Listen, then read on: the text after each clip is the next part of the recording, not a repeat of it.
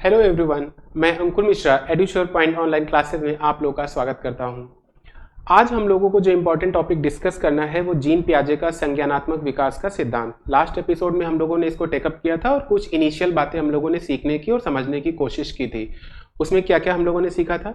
Adaptation क्या होता है, एसिमिलेशन क्या होता है, अकोमोडेशन क्या होता है और इक्विलिब्रेशन, स्कीम और स्कीमा, है ना। उसी के आगे आज हम लोग बढ़ेंगे और जो भी 4 अवस्थाएं जीन पियाजे ने बताई थी उनको समझने की और जानने की कोशिश करेंगे। आज जो हम लोग को डिस्कस करना है बेसिकली वो 2 अवस्थाओं को डिस्कस करना है। पहला है संवेदी गामक अवस्था यानी कि सेंसरी मोटर स्टेज, और दूसरा है पूर्व संक्रियात्मक अवस्था यानी कि प्री ऑपरेशनल स्टेज, है ना।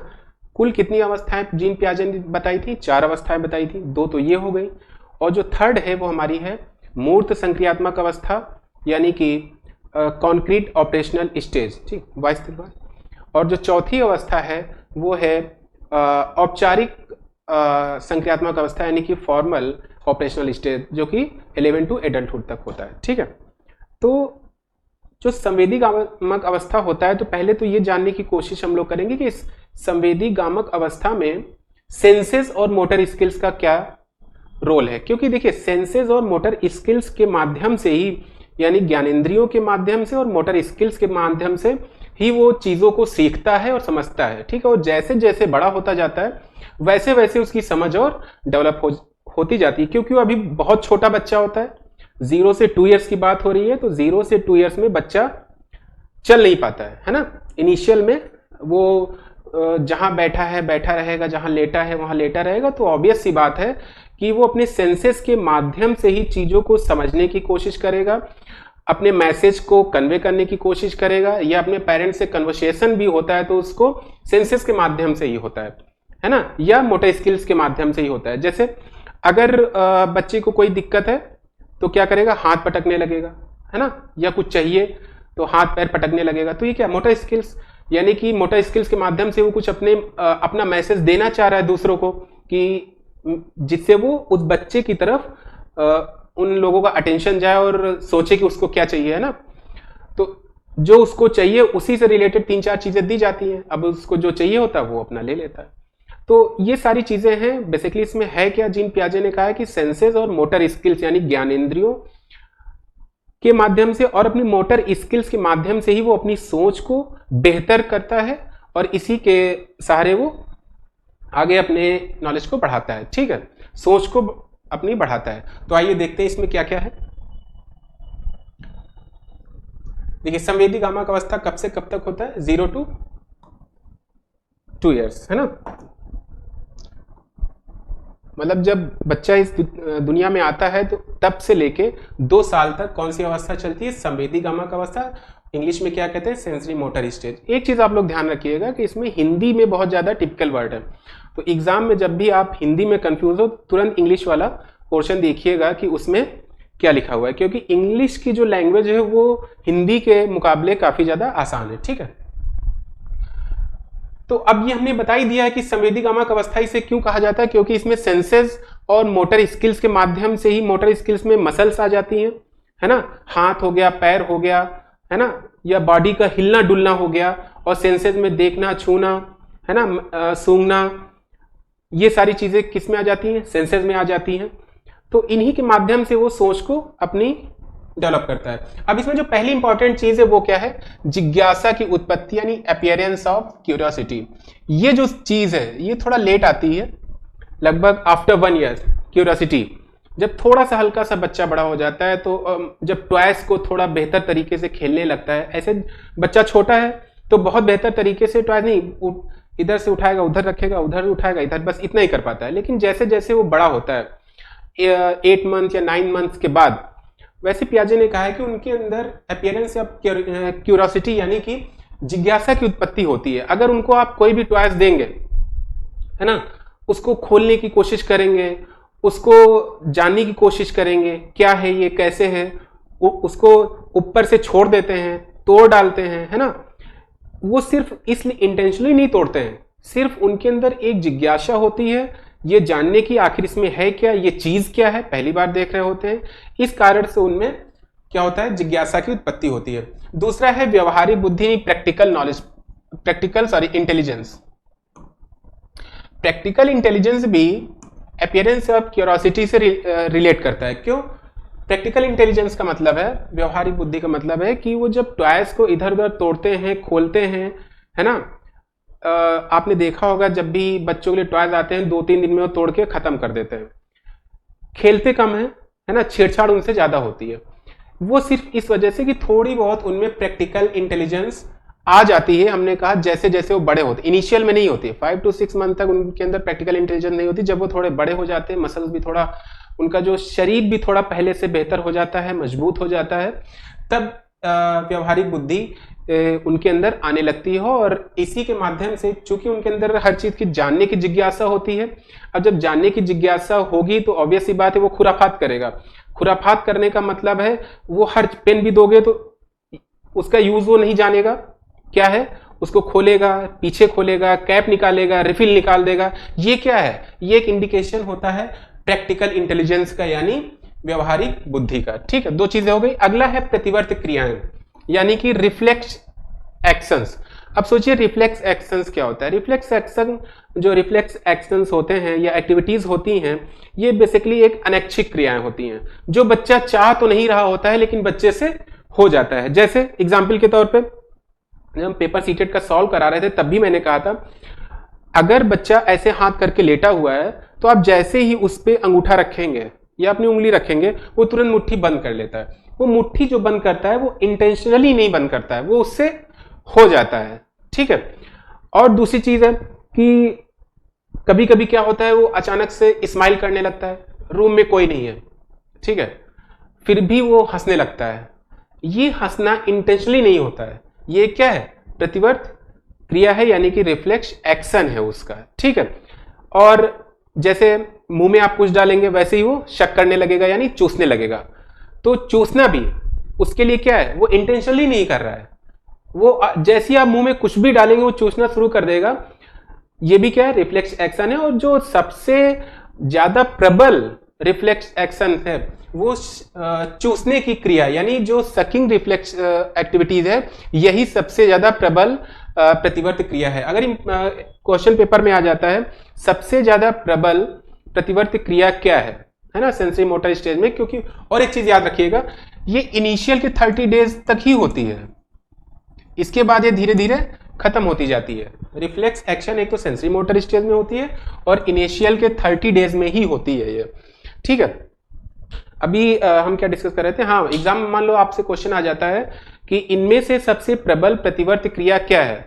ऑप्शन दिया हो शकिंग या 2-3 और ऑप्शन दिए हो, तो उसमें आप कौन सा टिक करेंगे? आप शकिंग रिफ्लेक्स एक्टिविटी ही टिक करेंगे, क्योंकि चूसने की जो प्रतिवर्त क्रिया होती है वो सबसे ज्यादा प्रबल होती है। और ये मैक्सिमम दिन में अराउंड मतलब 30 डेज के अंदर सबसे ज्यादा जो ये एक्टिविटीज होती है ये शकिंग की ही होती है उसके माध्यम से। ठीक है। अभी जैसे हम लोगों में बात करें, हम लोगों में भी रिफ्लेक्स एक्शंस होते हैं। जैसे जो लोग बाइक ड्राइव करते होंगे, आप लोगों ने देखा होगा कि अचानक कुछ भी आ जाता है तो ब्रेक अपने मन से लग जाती है। हम माइंड तक ऐसे नहीं जाता है कि ब्रेक लगानी है, लेकिन लग जाती है। अनैच्छिक है ये, है ना। ये क्या है? रिफ्लेक्स एक्शन है। जैसे कभी कभी हम लोग जा रहे होते, कुछ कीड़ा इधर से उधर चला जाता तो आइज अपने मन से बंद हो जाती हैं। ये क्या है? रिफ्लेक्स एक्शन है ना। तो ये होती है प्रतिवर्त क्रियाएं, अनैच्छिक होती हैं और जो बच्चे के इच्छा के अनुसार नहीं होती हैं। ठीक है, बस उससे हो जाती है। तो ये कौन सी है? Reflex action. अगला है लक्ष्य निर्देशित व्यवहार, यानी गोल डायरेक्टेड बिहेवियर। गोल डायरेक्टेड बिहेवियर क्या होता है कि जब, हाँ, और जो गोल डायरेक्टेड बिहेवियर होता है तो ये थोड़ा जब बच्चा बड़ा हो जाता है ना, तब ये चीज आती है अराउंड 18 मंथ्स के आसपास। ठीक है, जब 18 महीने का हो जाता है तब ये गोल डायरेक्टेड बिहेवियर अराउंड 18 मंथ। ठीक है, जीन पियाजे ने बताया कि अराउंड 18 मंथ्स के दौरान ये चीज उनमें धीरे धीरे डेवलप होना शुरू हो जाती है कि वो अपने गोल को देखकर बिहेवियर करते हैं। जैसे सपोज कोई बच्चा है, उसकी मदर कुक कर रही है, कुक करने के मान लो जो भी तैयारी कर रही है खाना वाना पकाने की, तो एक लेमन को उठा के उन्होंने टेबल पर रख दिया। अब बच्चे के अंदर क्या होता है, हमने बताया, हर चीज जानने की क्यूरियोसिटी होती है, ये सबसे प्रबल होती है। अब उस बच्चे ने क्या किया? लेमन को देखा, तुरंत पैरों के बल हाथों के बल चलते हुए अब वहां नींबू की तरफ जा रहा है और माँ रोक रही है कि नहीं बेटा उसे मत छूना, उसे मत छूना। ये लैंग्वेज उसे नहीं समझ में आ रही है क्योंकि उसकी अभी स्पोकन लैंग्वेज नहीं अभी वो समझ पाया है। तो माँ क्या कह रही है, पेरेंट्स क्या कह रहे हैं, मतलब पापा क्या कह रहे हैं, और लोग क्या कह रहे हैं, उससे उसको मतलब नहीं है। अब वो मना कर रहे, फिर वो चलता जा रहा है, चलता जा रहा है। अब वो क्या करेगा, नींबू को उठाया, मुंह में डाला और जैसे डाला अब उसको फर्स्ट टाइम लेमन का टेस्ट पता चला। अब जब भी वो लेमन को देखेगा, है ना, उसको पता चल जाएगा और वो वैसे ही रिएक्ट करेगा। जैसे ही लेमन को देखेगा वैसे ही दूर से ये, क्योंकि मैंने इसे कभी टेस्ट किया था, इसका टेस्ट इस तरीके से है। तो उसने अपने सेंसेस के माध्यम से ही टेस्ट को पता किया। और गोल डायरेक्टेड बिहेवियर का मतलब है कि वो अपने गोल तक पहुंचने के लिए भी मोटर स्किल्स का प्रयोग किया और सेंसेस का प्रयोग किया। ठीक है, गोल डायरेक्टेड बिहेवियर का मतलब है उसकी नजर सिर्फ अपने गोल पे होती है और उसी तक वो पहुंचना चाहता है और उसी के माध्यम से उसकी मोटर स्किल्स और सेंसेस वर्क करते हैं। ठीक है, फिर वो कौन क्या कह रहा है क्या नहीं कह रहा है उससे उस बच्चे को कोई मतलब नहीं होता है। यह है गोल डायरेक्टेड बिहेवियर। अगला आ जाता है विलंबित अनुकरण यानी डिफर्ड इमिटेशन। डिफर्ड का मतलब होता है विलंबित। विलंबित का क्या मीनिंग है, अगर आप इसे इंग्लिश में समझेंगे तो ज्यादा बेहतर है। डिफर्ड इमिटेशन ही समझिए, विलंबित मत समझिए, नहीं तो कंफ्यूज हो जाएंगे क्योंकि हिंदी में अलग अलग तरह के सिनोनिम्स होते हैं। डिफर्ड का मतलब है कि इमिटेशन का मतलब सभी जानते होंगे, नकल करना, है ना, किसी का अनुकरण करना। बच्चों में ये चीज बहुत होती है। इवन जब बच्चे स्कूल जाने लगते हैं या 4 to 5 ईयर्स के हो जाते हैं तब ये चीज और ज्यादा प्रबल हो जाती है ना। तो इमिटेशन का मतलब नकल करना। डिफर्ड का मतलब है कि तुरंत ना करके कुछ समय बात करना। जैसे पेरेंट्स कुछ घर में कुछ कह रहे हैं, है ना, तो बच्चे क्या होता है, उनको हर चीज कॉपी करने की आदत होती है, ये प्रॉपर्टी होती है उनके अंदर जब वो छोटे होते हैं। तो बेसिकली होता क्या है कि अगर किसी ने कुछ कहा, कुछ शब्द बोला, है ना, जैसे बच्चे जब जो छोटा बच्चा होता है तो उससे कहो पूजा करो तो जय बोलने लगता है, जय जय, है ना, बहुत छोटा होता है, चाहे 1 या 1.5 का हो, है ना, 2-3 वर्ड सीख जाता है। इसका मतलब ये है कि अगर कोई पेरेंट्स कुछ बोल रहा है या कुछ एक्टिविटी कर रहा है तो वो बच्चा तुरंत ना करके उसको इमिटेट तो करेगा, लेकिन आफ्टर सम टाइम, हो सकता है 1 दिन बाद 2 दिन बाद, उसके सामने इमिटेट नहीं करेगा, उसकी नकल नहीं उतारेगा। कुछ समय बाद जो इमिटेशन की चीज होती है उसे क्या बोलते हैं, डिफर्ड इमिटेशन। ठीक है, यानी तुरंत इमिटेट नकल ना करके कुछ समय बाद। ठीक है, ये क्या होता है, डिफर्ड इमिटेशन। वस्तु स्थायित्व क्या होता है, ऑब्जेक्ट परमानेंस। ये भी 18 महीने के आसपास ही आता है। ठीक है, ये जो इस गुण का जो डेवलपमेंट होता है 18 मंथ्स के आसपास होता है। ऑब्जेक्ट परमानेंस बेसिकली क्या होता है, जब बच्चा 3 to 4 मंथ्स का होता है। इनिशियल में ये चीज नहीं होती। इनिशियल में क्या होता है कि वस्तु स्थायित्व का मतलब ये होता है कि जब बच्चे को ये फील होने लगे कि अगर उसकी नजरों के सामने से कोई चीज हट भी रही है तब भी वो चीज इस दुनिया में है, यानी हमारे आसपास है, इसे कहते हैं वस्तु स्थायित्व। लेकिन जब वो बच्चा छोटा था, यानी इनिशियल ईयर में मंथ्स में था, जैसे 3 to 4 के आसपास, तब बच्चे के सामने ये चीज डेवलप नहीं होती है। तब बच्चे को अगर आप कुछ भी दिखाएंगे, टॉयज भी दिखाएंगे, टॉयज दिखा के आप उसको अलग रख दीजिए, उसके नजरों के सामने से हटा लीजिए, तो दोबारा टॉयज नहीं मांगता है क्योंकि उसको ये लगता है कि अब ये है ही नहीं। ठीक है, वही यही चीज अब 18 मंथ्स के अराउंड आप करेंगे तो उसके अंदर ये समझ धीरे धीरे जैसे जैसे बड़ा होता है वैसे वैसे समझ आ जाती है। क्योंकि जीन पियाजे ने कहा ही है कि बच्चों में जैसे जैसे वो बड़ा होगा वैसे वैसे उसके अंदर मैच्योरिटी ज्यादा आती जाएगी। उन्होंने बायोलॉजिकल मैच्योरेशन की बात की है ना, कि जैसे जैसे बड़ा होगा वैसे वैसे चीजें वो बेहतर तरीके से सीखने लगेगा, बेहतर तरीके से उसके अंदर परिपक्वता आने लगेगी। वही चीज यहाँ पे है वस्तु स्थायित्व में भी। पहले जो बच्चा नहीं समझ रहा था, अब वो क्या कर रहा है कि वही 18 महीने के आसपास उसके सामने से आप कोई भी चीज, टॉयज दीजिए, पेन दीजिए और उसके सामने से हटा लीजिए, तो भी वो दोबारा आपसे मांगेगा, क्योंकि उसको पता है कि वो चीज एग्जिस्ट करती है, वो परमानेंटली नहीं गई है ना। पहले तो आप वो चीज नहीं मांगता था क्योंकि उसके माइंड में ये रहता था कि अब ये चीज है ही नहीं। ठीक है, तो ये चीज होती है वस्तु स्थायित्व में कि ये प्रॉपर्टी आ जाती है बच्चों के अंदर। वो समझने लगते हैं कि अगर उनकी नजरों के सामने से कोई चीज हट रही है तो वो उसके हटने के बावजूद भी वो चीज इस दुनिया में है, वो कहीं गायब नहीं हुई है ना। तो इसे क्या कहते हैं, वस्तु स्थायित्व। तो ये हमारा क्या था, सेंसरी मोटर स्टेज। अगला आ जाता है हमारा प्री ऑपरेशनल स्टेज, जो कि इसके बाद की स्टेज है। ठीक है, कब से कब तक होती है, 2 to 7 ईयर्स। अब इसमें देखिए, इसमें कहा गया पूर्व संक्रियात्मक अवस्था यानी pre operational stage. Pre operational का मतलब है कि मानसिक, ऑपरेशन का मतलब क्या है, मेंटल ऑपरेशन, यानी मानसिक संक्रियाओं के पहले की स्टेज, यानी मानसिक संक्रिया अभी पूरी तरीके से वो नहीं कर पा रहा है, अपने चिंतन का यूज पूरी तरीके से नहीं कर पा रहा है, लेकिन कहीं ना कहीं इस चीज की शुरुआत हो जाती है। ठीक है, अभी सेंसरी मोटर में क्या था, सेंसरी मोटर स्टेज में माइंड का यूज ही नहीं कर रहा था। क्या यूज कर रहा था, सेंसेस का, मोटर स्किल का, है ना, यानी ज्ञान इंद्रियों का, और अपने जो भी मोटर स्किल्स हैं, मसल्स हैं, उनका यूज कर रहा था। इसमें क्या है, प्री ऑपरेशनल का मतलब कि मेंटल ऑपरेशन, यानी जो मानसिक प्रक्रियाएं हैं, मानसिक संक्रियाएं हैं, उनसे पूर्व की अवस्था, यानी कहीं ना कहीं शुरुआत तो हो जाती है इसमें थोड़ी बहुत सोचने की, है ना, तब यही इसमें हल्की सी शुरुआत होती है, और वही जाके मूर्त संक्रियात्मक में वो पूरी तरीके से चिंतन करने लगता है। बात समझ में आ रही है? ठीक है, इसी वजह से इसका नाम क्या है, प्री ऑपरेशनल स्टेज। पहला इसकी जो पॉइंट है वो है इलॉजिकल थिंकिंग। अब देखिए, कहीं ना कहीं थिंकिंग तो हो रही है, डजंट मैटर वो लॉजिकल है या इलॉजिकल है, यानी थिंकिंग की शुरुआत कहां से हो गई है, यहीं से। अब ये मैटर नहीं करता है वो लॉजिकल है, सही सोच रहा है, गलत सोच रहा है, लेकिन इस प्री ऑपरेशनल स्टेज से सोचना तो प्रारंभ कर देता है वो, और इसके बाद यही सोच उसकी मैच्योर हो जाती है मूर्त संक्रियात्मक में ना। तो अतार्किक सोच का मतलब क्या है, अतार्किक सोच का मतलब है कि कुछ भी, कहीं भी, मतलब अगर कोई कुछ पूछ रहा है तो कुछ भी बोल दो, लाइक दैट। कि अगर पूछा कि बच्चे से पूछा कि आपने होमवर्क नहीं किया आज घर पे, तो क्या बताएगा, आज मम्मा ने चॉकलेट खिलाई थी इसलिए होमवर्क नहीं किया। अब ये बताइए, चॉकलेट खिलाने में और होमवर्क ना करने में कोई रिलेशन है? कोई रिलेशन नहीं है, बोल दिया, इलॉजिकल थिंकिंग। ठीक है, सपोज दैट आप कहेंगे कि जैसे ऊपर क्लाउड्स हैं, बादल हैं, सफेद होते हैं, तो देखिएगा क्या कहेगा, किसी ने पेंट कर दिया है ऊपर, है ना, क्लाउड्स को देखेगा, बदली है, किसी ने पेंट कर दिया, कलरिंग कर दी है ना। इसका कोई लॉजिक है? नहीं लॉजिक है, इलॉजिकल थिंकिंग, मतलब कहीं भी।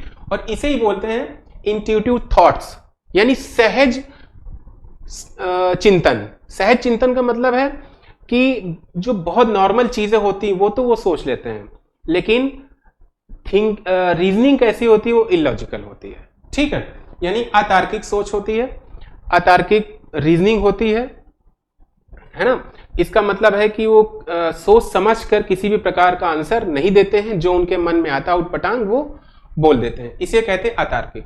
जीववाद क्या है, एनिमिज्म क्या है, बहुत इंपॉर्टेंट है। अगर ये क्वेश्चन आ जाता है एनिमिज्म की जो प्रक्रिया है किसमें है, तो वो पूर्व संक्रियात्मक अवस्था में है। एनिमिज्म इससे पहले भी हम डिस्कस कर चुके हैं, जब सीटेट का पीवाईक्यू सॉल्व करवा रहे थे, तो मैंने बताया था कि एनिमिज्म का बेसिकली मतलब यह है कि जब बच्चा दुनिया में हर चीज को जीवंत समझने लगे।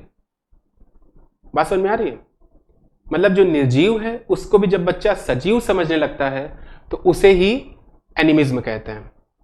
इसका अगर हम एग्जाम्पल के तौर पे इसे समझने की कोशिश करें, जैसे क्या होता है, बेड से बच्चा गिरा, एज क्या है, ध्यान दीजिएगा, 2 to 7 ईयर्स की बात हो रही है, यानी थोड़ा बायोलॉजिकल मैच्योरेशन उसके अंदर है, पहले से बेहतर है, अब थोड़ा बड़ा हुआ है बच्चा।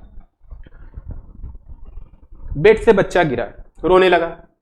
अब माँ कह रही है, उसके पापा कह रहे हैं बेटा शांत हो जाओ, नहीं शांत हो रहा, नहीं शांत हो रहा, 5 to 6 मिनट हो गए, रोते जा रहा है। लेकिन तभी पापा ने कहा अब इनको बेड को मारते हैं। बेड को 3-4 हाथ उसके फादर ने मारे, बच्चा शांत। क्यों? क्योंकि उसको ये लगा इसने मुझे मारा था, अब इसको भी मार पड़ी है बेड को। तो उसको ये लगता है ये भी वही फील कर रहा है, जब हम गिरे थे मुझे जो दर्द हुआ था वही ये फील कर रहा है, इस वजह से वो शांत हो जाता है। बात समझ में आ गई? इसे कहते हैं एनिमिज्म, कि जब बच्चा निर्जीव को भी सजीव की तरह समझने लगता है, उस चीज को एनिमिज्म कहते हैं। ठीक है, अगला है संकेतों की थोड़ी बहुत समझ आने लगती है, यानी understanding of symbol and sign. Example के माध्यम से समझने की कोशिश करें। अगर क्वेश्चन आता है कि सिंबल और साइन की समझ की शुरुआत कहां से होती है, तो हमेशा याद रखिएगा किससे होती है, प्री ऑपरेशनल स्टेज से, ना कि सेंसरी मोटर से। ठीक है, दो ही से जो देखिए सबसे ज्यादा जो क्वेश्चन बनते हैं इन्हीं दो स्टेज से बनते हैं। इसके बाद आता है मूर्त। अमूर्त से बहुत कम बनते हैं, क्योंकि अमूर्त वाले में बहुत ज्यादा प्रिडिक्टेबल हो जाता है, मतलब आसानी से आप प्रिडिक्ट कर सकते हो कि ये ऑप्शन सही है। मूर्त थोड़ा बहुत ट्विस्टेड होता है, लेकिन ये दो, इसमें बड़ी कंफ्यूजन होती है, सेंसरी मोटर में और प्री ऑपरेशनल में। इन दोनों को अगर अच्छे से तैयार कर लेंगे, क्योंकि 70% क्वेश्चन इन्हीं दो स्टेज से ही आने हैं। ठीक है, 20 में मूर्त आ जाता है और 10% में कहीं आता है कि अमूर्त से क्वेश्चन आएगा। ठीक है, understanding of symbol and sign का मतलब क्या है, एग्जाम्पल के माध्यम से समझिए कि कैसे हम समझ सकते हैं कि वो संकेतों को बच्चे समझने लगते हैं इस एज में। अगर बच्चा रो रहा है या माँ घर पे नहीं है, भाई किसी काम से बाहर गई है, एज बच्चे की है 3 ईयर। 3 ईयर का मतलब है थोड़ा बहुत वो चलने लगता है, खेलने लगता है घर के अंदर, है ना। तब इसमें क्या है कि माँ घर से बाहर गई है, सपोज कोई शॉप गई, कुछ सामान लेने गई है, काफी टाइम हो गया है, आधे 1 घंटे 1.5 घंटे वो वेट कर रहा है, माँ का अपने रूम में है, बच्ची है या बच्चा। ठीक है, और जैसे ही माँ की आवाज सुनता है बच्चा, वैसे ही उसके माइंड में अपनी माँ की इमेज बन जाती है कि माँ आ गई है। बात समझ में आ रही? यानी इमेज बनना या उस माँ की आवाज को समझना क्या दिखाता है कि वो संकेतों को कहीं ना कहीं तो समझता है। अगर बच्चा रो रहा है, माँ नहीं है, इस वजह से रो रहा है, और जैसी माँ की आवाज सुनेगा शांत हो जाएगा, उसको कैसे पता कि ये माँ की आवाज है? भाई और भी फीमेल है, यानी कहीं ना कहीं वो कोई ना कोई सिंबल तो क्रिएट किया है उसने अपनी माँ की आवाज के लिए, कि जैसी माँ बोलेगी तुरंत उसके माइंड में उसकी माँ की पिक बनती है और वो शांत हो जाता है, वो समझता है मेरी माँ ही है ना। तो इस वजह से understanding of symbol and sign, कहीं ना कहीं सिंबल और साइन की जो समझ है वो इस एज में आने लगती है। अगला है, बहुत इंपॉर्टेंट है, इरिवर्सिबिलिटी, आप प्रत्यावर्तनीयता, है ना। हिंदी की बजाय इंग्लिश में याद रखेंगे ज्यादा बेहतर रहेगा। इरिवर्सिबिलिटी क्या है, बहुत इंपॉर्टेंट है ये कॉन्सेप्ट। इरिवर्सिबिलिटी बेसिकली क्या होता है कि पलटावी का गुण ना होना। पलटावी गुण का मतलब है, अगर हिंदी में बात करें, कि अगर हम कहीं जा रहे हैं और फिर उसी रास्ते से बिना किसी सोच समझ के, हिचक के वो रास्ता में याद रहता है, तो इसे पलटावी का गुण कहते हैं। इरिवर्सिबिलिटी क्या है कि बच्चा क्या है, सपोज ये बच्चे का दिख रहा है, ये बच्चे का घर है, ठीक है,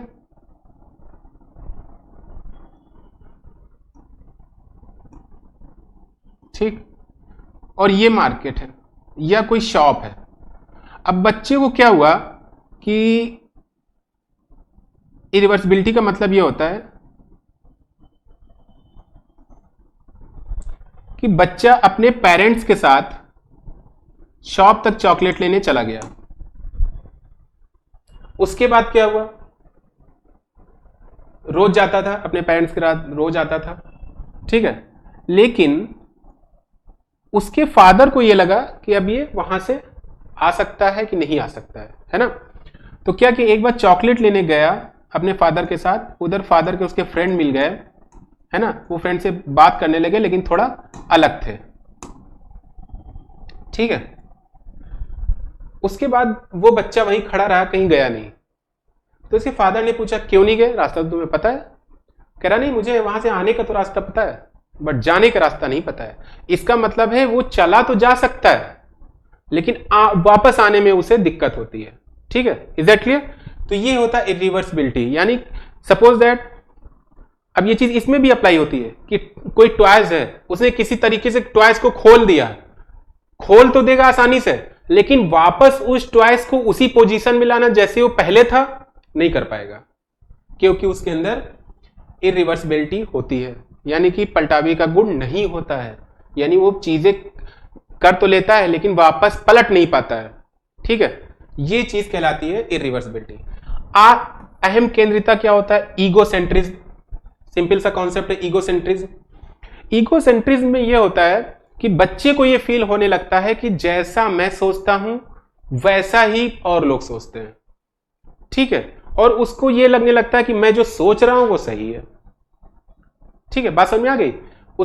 अगर बच्चे के अंदर कोई थॉट आता है तो उसको ये लगने लगता है कि जैसे किसी चीज को देखकर या आइसक्रीम को देखकर उसको उसके मन में कोई थॉट आया, ठीक है, मुझे चाहिए, ये मुझे आज खानी है, उसको लगता है कि फिर आइसक्रीम सब लोग खाएंगे, सबके अंदर ये थॉट आया होगा कि सबको खानी है, बात समझ रहे हो। तो ये चीज होती है ईगोसेंट्रिज्म में, अहम केंद्रिता में, कि बच्चा ये समझता है कि जो जैसा वो सोच रहा है वैसा ही सारे लोग सोचते हैं, और एक ये भी चीज होती है कि जैसा वो सोच रहा है वही सही है, ठीक है, इज दैट क्लियर।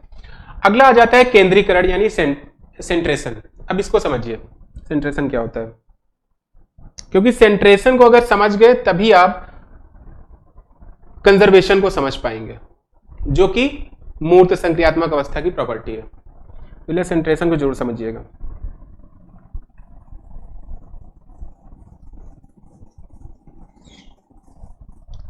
देखिए सेंट्रेशन क्या है, समझिए। सेंट्रेशन का मतलब होता है कि बच्चा सिर्फ एक दृष्टिकोण से सोचता है, ना कि अलग अलग दृष्टिकोण से। कोई समस्या आई तो सिर्फ उसके एक ही पहलू के बारे में, वाइजारी सिर्फ उसके एक ही पहलू के बारे में सोचेगा, ना कि अलग अलग पहलुओं के बारे में, ठीक है। देखते हैं कैसे। जो पियाजे ने एग्जाम्पल अपनाया था, क्या किया था, 2 ग्लास लिए,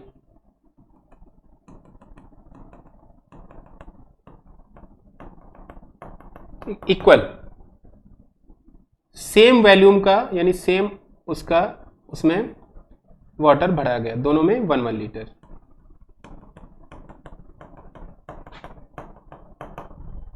ठीक है, पहली स्टेज तो ये थी, बच्चे को दिखाया गया, बच्चे ने कहा हाँ ठीक, दोनों में पानी बराबर है। अब देखिए क्या होता है, एक तो ग्लास ऐसे ही रहा,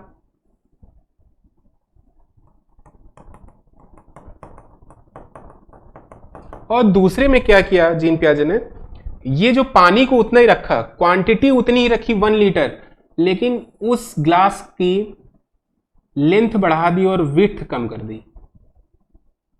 पानी यहां तक आ गया, थोड़ा ऊपर तक, ठीक। अब बच्चे से पूछा गया बताओ पानी किस में ज्यादा है, तो बच्चे ने कहा इसमें ज्यादा है। कहा क्यों, कहा इसकी लंबाई ज्यादा है इसलिए पानी ज्यादा है। यानी कि बच्चा इसकी लेंथ के बारे में, जो डायमेंशन लेंथ है उसके बारे में तो सोच रहा है, ना विड्थ के बारे में सोच रहा है, ना हाइट के बारे में सोच रहा है। यानी वो सिर्फ एक पहलू के बारे में सोच रहा कि ग्लास लंबा है तो पानी ज्यादा है। इवन था क्या, दोनों में 1-1 लीटर बराबर पानी था। ये जो कि दिखने में लंबा दिख रहा था, इस वजह से बच्चे ने बताया कि पानी इसमें ज्यादा है। यानी सिर्फ वो इसमें क्या कर रहा है कि लंबाई के बारे में सोच रहा है, ना तो चौड़ाई और ना ऊंचाई के बारे में सोच रहा है, ठीक है। तो इसे क्या कहते हैं, केंद्रीकरण, यानी कि किसी भी समस्या के सिर्फ एक पहलू के बारे में सोचना, ना कि अदर पहलुओं के बारे में सोचना। अगला आ जाता है rapid development of spoken language.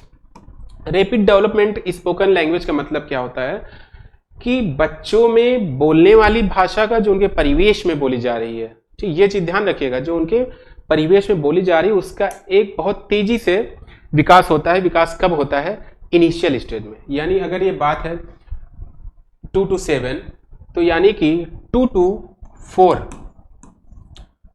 आधी इसमें क्या होता है, भाषा का विकास, बोलने वाली भाषा का विकास बहुत तेजी से होता है। ये समझने ज्यादा लगते हैं भाषा को, भले ही बोल कम पाते हैं, लेकिन दूसरों की लैंग्वेज दूसरा कह क्या रहा है वो ये समझने लगते हैं, जो कि सेंसरी मोटर स्टेज में नहीं था, ठीक है। तो ये है पूर्व संक्रियात्मक अवस्था। आई होप कि आप लोगों को चीजें समझ में आई होंगी बेहतर तरीके से, ठीक है। तो आज हम लोगों ने क्या डिस्कस कर लिया, सेंसरी मोटर स्टेज और पूर्व संक्रियात्मक। जो नेक्स्ट हम लोगों का होगा वो मूर्त और अमूर्त होगा, अमूर्त या फॉर्मल, है ना, एक ही चीज है। तो मैंने एक बार फिर से आप लोगों को बताया कि ये चीज बहुत इंपॉर्टेंट है, सेंसरी मोटर स्टेज और प्री ऑपरेशनल स्टेज बहुत इंपॉर्टेंट है, क्योंकि इससे क्वेश्चन ज्यादा आते हैं। इसके बाद मूर्त का नंबर आता है, फिर आता है अमूर्त यानी फॉर्मल का। तो अच्छे से एक बार देख लीजिएगा, कोई कंफ्यूजन होगा तो कमेंट बॉक्स में लिखिएगा। Thank you.